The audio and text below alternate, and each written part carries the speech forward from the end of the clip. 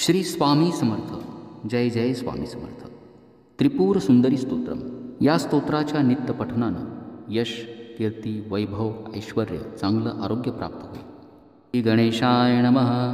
कदंबवनचारिणीं मुनिकदंबकादंबिनीं नितबंजितभूधरां सुरनितिम्बिनी सेवितां नवाम्बुरुहलोचनां भिनवाम्बुदश्यामलां त्रिलोचनकुटुम्बिनीं त्रिपुरसुन्दरीमाश्रये कदम्बवनवासिनीं कनकवल्लकीधारिणीं महारमणिहारिणीं मुखसम्मुलसद्वारुणीं दयाविभवकारिणीं विशदलोचनीं चारिणीं त्रिलोचकुटुम्बिनीं त्रिपुरसुन्दरीमाश्रये कदम्बवनशालया कुचभरोल्लसन्मालया कुचोपमीतशैलया गुरुकृपालसद्वेलया मदारुणकपोलया मधुरगीतवाचालया कयापि घननीलया कवचितावयमलीलया कदम्बवनमध्यगां कनकमण्डलोपस्थितां षडम्बुरुहवासिनीं सततसिद्धसौदामिनीं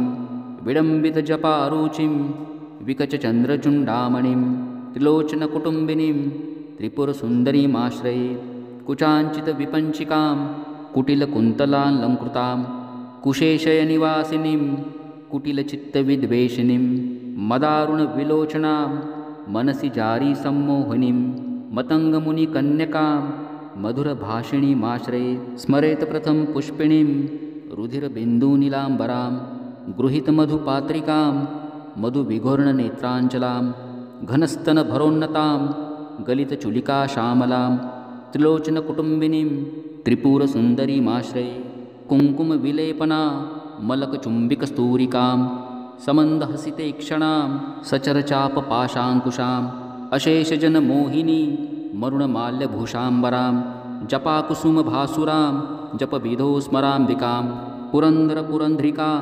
चुकुरबन्धसैरन्ध्रिकां पितामहपतिव्रतां पटुपटिरचर्चारतां मुकुन्दरमणिं मणिल सदलं क्रियाकारिणीं भजामि भुवनाम्बिकां सुरवधूधोटिका चेटिकाम् इति श्रीमत् परमहंस परिव्राजकाचार्य श्रीमत् शंकराचार्य विरचितं त्रिपुरसुन्दरी स्तोत्रं सम्पूर्णं.